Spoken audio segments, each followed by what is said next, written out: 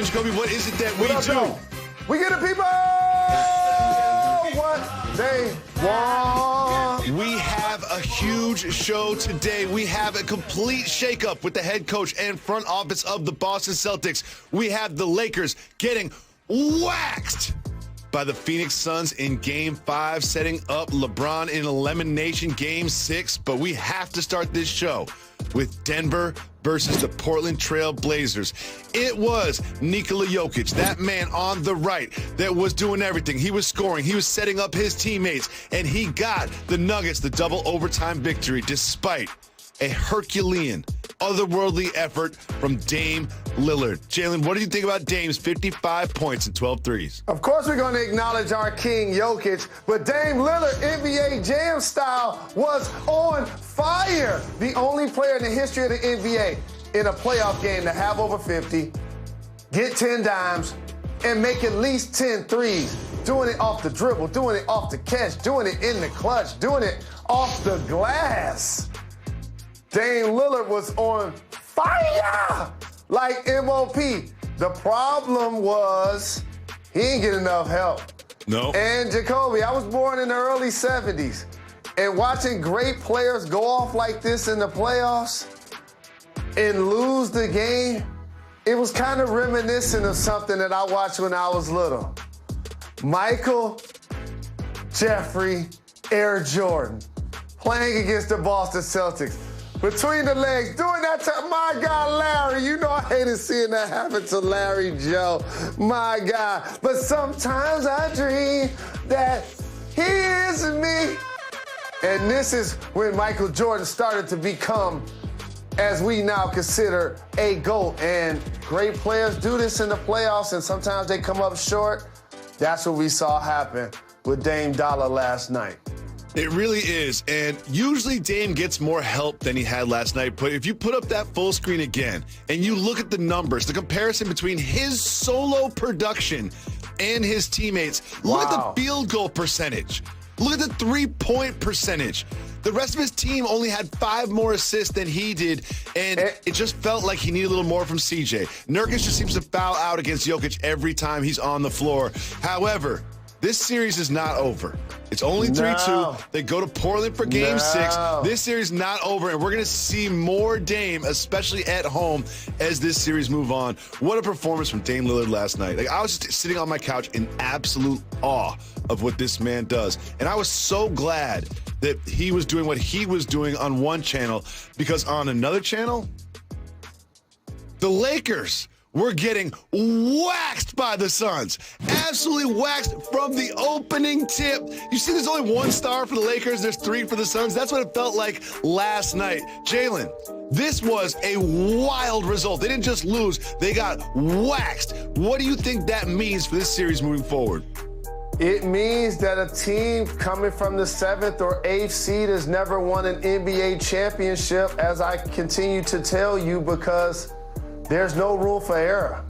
And once Anthony Davis goes out, you need LeBron James to be Jason Tatum against the Nets. You need LeBron James to be Dame Lillard against the Nuggets.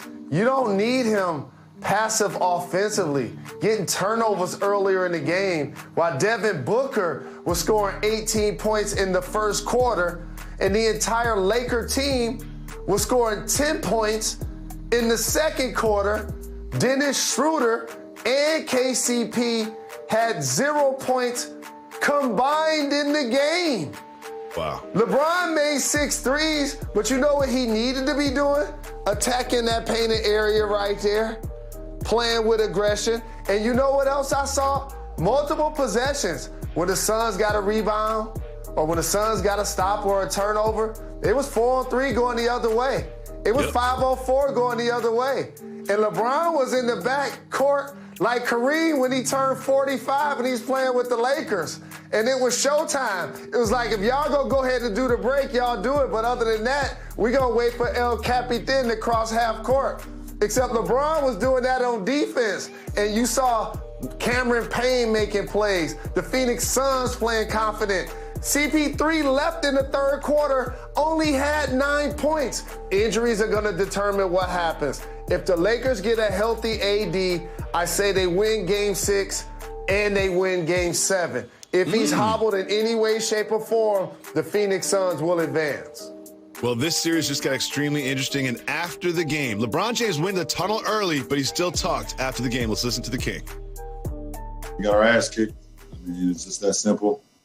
They got to whatever they wanted to get to in this game, and we got to be better, obviously, if we want to force a Game 7. So, I mean, they pretty much just kicked our ass. I mean, there's nothing else really to say. Jalen, what do you think about the resigned LeBron James after Game 5? I think by the end of the third quarter, there was no AD, no LeBron, or CP3. And the Suns were waxing the Lakers. That's what you call surrendering. That's what happened. And again, whether AD plays or not, LeBron still got to go and be dominant. We need MVP-level dominance from LeBron Jacoby. This can't be like 25 points and 7 assists LeBron. This got to be 35 point, 10 assists, 10 rebound type of LeBron, or they're going to lose to the number 2 seed in the Western Conference. They are on the ropes, sir. They really are. And I remember you saying that yesterday at this exact same time about what we need from LeBron. We obviously didn't get it. However, in his defense, it felt like he saw the scoreboard. He saw none of his teammates making shots, and he made a business decision. He's like, you know what? I'm a downshift into second gear and save my energy for when we're in the Staples Center in Game 5, and hopefully I will have AD back. That series is really interesting, and like the Blazers-Nuggets series, that one's not over. However, the Celtics-Nets series is all the way over. In Game 5 last night, the Nets got an easy win against the Celtics, but Jalen Rose, that's not the news today. The news today is what's happening with the Celtics front office and coaching position. Brad Stevens is moving into the front office. Danny Ainge looks to be moving on from the franchise. What do you think about this fallout from this season from this team? I think the Celtics have had the most draft picks since 2015 in the NBA. Made the conference finals with the youngest team in the history of the league and wasn't able to expand on it. Watch the Raptors and the Heat both win the East. Watch the Nets become a super team led by initially a domino of Kyrie Irving, who was once a member of the Boston Celtics, said he was going to stay, lost him. He recruits KD basically, and now they add Harden. The Celtics lose Scary Terry. They lose Gordon Hayward. Now you start reaching for Fournier to try to get some scoring. But here's the ultimate couple of points I want to make.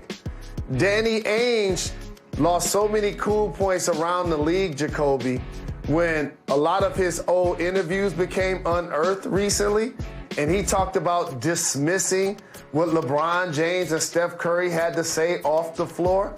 That rubbed a lot of people, in particular those in his locker room, the wrong way. You saw Jaylen Brown's interview where we kind of need to talk about how this should play out.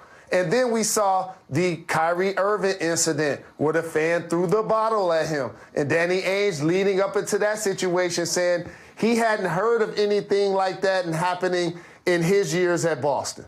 Well, for all of us that have covered the league, played in the league, we know that that's a flat-out lie. Just see Bill Russell. How about that? And so I think he couldn't survive the Celtics not performing to expectations on the floor, couldn't survive the dynamics of being a GM in the league that's 75% black. And then lastly, there will also be people questioning whether Brad should get the opportunity as a GM. 8 seasons, okay, playoffs 7 years, won 55% of his games, not outstanding, made the conference finals 3 times, didn't really get over the hump. I saw Tatum elevate. I saw Brown elevate. But the Celtics, once they fleeced the Nets in that deal, you couldn't have told the rest of the world that they weren't going to at least win the East. That didn't happen. So a lot of conversations behind these moves are going to be had, but I'm not surprised about the Ainge move at all. Well, Jalen, one thing that you didn't mention, which is very important for this franchise and their trajectory under Ainge, is They hit on a couple draft picks, but they also missed on many more draft picks that they had over the years when you look at the players that they drafted that are no longer contributing to that team. Jalen, I'm done talking about the Boston Celtics because their season is over, and I'm so excited to watch the Nets move on to face what will be, in my opinion, the best second-round series. The Nets against the Bucks. Jalen, what are the keys to this powerhouse matchup? Oh, it's easy. Giannis. That guy right there. Because who's going to get in his way? Who's going to slow him down? I like the young fella Claxton in the minutes that he's playing, but he ain't ready for Giannis just yet. And DeAndre Jordan, not only did he start making bank shots off of him last time, but he was bodying him and dunking on him. And Blake Griffin, you remember him dunking back-to-back times with his left hand? That's what Giannis about to be doing when he's guarding him in this series. So get ready for Giannis to be averaging 40, over 10 boards, and be extremely dominant for the Bucks. Jalen, I'm so excited for this series. Mainly, I'm so excited because you have the Bucks winning and I have the Nets winning, and we're both so entrenched in our feelings about this. For me, it's simple. The best players are in the Brooklyn Nets uniform. I love Jrue Holiday. I love Chris Middleton. I love Giannis, but they can't hold a candle to the big three of the Nets. And you know what? They're not going to be able to stop Giannis. They're not going to even be able to stop Jrue Holiday or Lopez. But no one can stop Kevin Durant, Kyrie Irving, and James Harden orchestrating it all. This is going to be a great series. I look forward to arguing about all of it with you over the next 2 weeks. But right now, we have a game tonight that we need to discuss, and that is the game between those two teams, the Hawks and the Knicks. And there's a little chatter before this one. We'll tell you what Clint Capella had to say about the Knicks style of play right after. We see you live above Pier 17, the South Street Seaport District of Manhattan, brought to you by Chase. Welcome back to Jalen and Jacoby. Jalen, it is do or die for the New York Knicks. And in advance of their Game 5 against the Hawks, here is what Clint Capella had to say about the Knicks style of play. We can push guys around too. We can talk as well. So what you going to do about it? And we can get a win with it. So what you going to do about it? We can do it too. We can be physical, but we can win games as well. And now we're coming to your home to win this game again. They send you on vacation. He said, what you going to do about it? We're going to send you on vacation. Jalen, what do you think? I think I need to get that blonde patch in my hair like Kwame and Capella. I think I need to do that. But in all honesty, if you actually look at the tail of the tape and the front line and the size of the Atlanta Hawks with Capella and Collins and Gallinari and Hunter, they're taller and longer and more physical than the Knicks front line. That's what he's describing. And the Knicks got frustrated, as you see right there. But those guys have to find a way to keep their poise. When they return home, you want to keep Bullock in the game. You want to keep Randall in the game, keep a level of discipline. I think they can find a way to get the next game tonight. I still anticipate that the Hawks, led by Trae Young, will advance in this series. Jalen, it pains me to say this as someone who jumped on the Knicks bandwagon like 4 months ago. I completely agree. I would pick the Knicks tonight, and then in Game 6, I would pick the Hawks to close it out before it gets back to Madison Square Garden. But it's not over yet, Jalen Rose. It's not over yet. And one series that is definitely not over yet, tied at 2-2, is the series between the Clippers and the Mavericks. Quick recap. The Mavericks dominated Game 1 and Game 2, and the Clippers did the same in Game 3 and Game 4. What is the key to Game 5? Here's the key to Game 5 for the Clippers. Each player grew taller when they saw the Lakers struggle the way they did last night. What do you mean? Because they now feel like their goals can happen. The Lakers get eliminated in the first round, and you're the Clippers. You get to be the king of LA for the next couple of weeks. It's your chance, baby. Kawhi been balling. PG been balling. Luka was hobbled in the previous game. You know they're paying attention. And by the way, you know what will be extremely disappointing in back-to-back playoffs? If we never see the Clippers and the Lakers face one another. Just think about that for a second. In back-to-back playoffs, we may not see the Lakers and the Clippers face one another. But if that guy gets healthy, anticipate a long season because the kind of numbers Luka getting when he healthy have been outstanding. But where's Porzingis? Is he still a unicorn? Is he still a unicorn? I don't think he's a unicorn anymore. He got a haircut. Okay, he's just a horse. He's just a maverick now. So, now he's just a maverick horse. He used to be a unicorn, got traded to Dallas, now he's just a horse. Okay, so they're going to need him to go out there and be a contributing member to a dynamic duo to help Luka out. Yeah, I think whoever wins Game 5 wins this series. I think we'll know very early just from Luka's body language where he is at. And if he's at 100%, they have a chance. If he is not, they do not. Jalen, we have some news from the National Football League. Today is sort of the first day where teams can trade players without taking salary cap hits. I would explain it, but it would take me like 30 minutes, and we don't have enough time. But I will ask you this.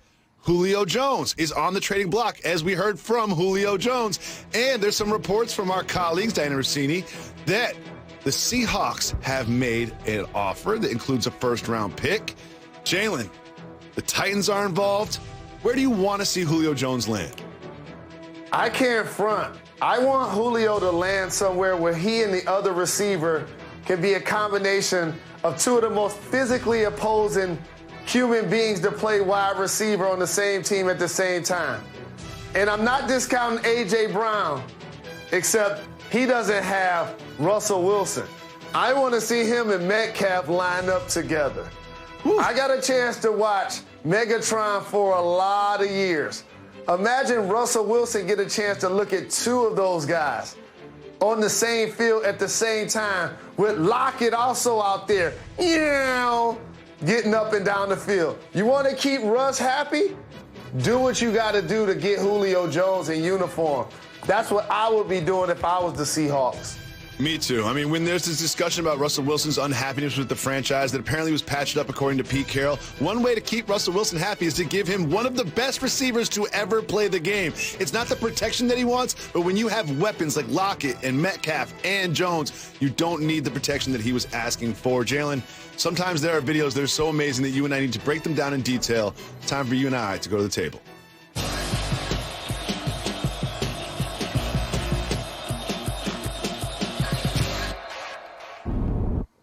We've all seen this video by now. It comes from California and is a young woman 17 years old who sees her dogs in a confrontation with a bear. What does she do? She runs out, throws the bear over a fence. My dogs are so dead if that's me.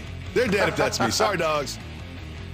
You know that joke is, if I'm in a dark alley with a bear, don't help me, help the bear. Right there, those dogs have been in trouble, trouble, trouble. I'd have been throwing stuff. I would have been yelling. I would have screamed. I would have called 911. But me physically running these feet and these hands to go push that bear, I'm not going to be able to do it. No chance. The question is, will the Wizards be able to get back into this series against the 76ers? Joel Embiid is hurt and hobbled, but will he be available? What will the Sixers do without him if they need to play without him? We'll talk about that and much more when we come back. Watch a shot. She Euro-stepped it. She Euro'd it. That's a terrific shot, and this WNBA season has been terrific. Shout out to Rock Fam, Skylar Diggins, who've been balling. I see Brittany Griner catch the drop step and do the dunk the other night. The Phoenix Suns played well, and they won, and the Mercury follow suit to represent. Big shout out to Kian Nurse and Jalen. We have another playoff game this evening that we need to set up, and it is between the Wizards and the Sixers. The Wizards took Game 4 to apply some pressure on the Sixers in Game 5, but it is Joel Embiid who applied a little too much pressure to his right leg. He most likely will not play tonight. What impact will that have on the Sixers? I don't anticipate him playing, and I think you'll see Tobias Harris be a lot more aggressive offensively. Ben Simmons featured a lot more. Spray it out to the shooters like George Hill and Danny Green. I think they can find a way to win without Joel. If he doesn't play, they still advance. We'll break it all down tomorrow on ESPN at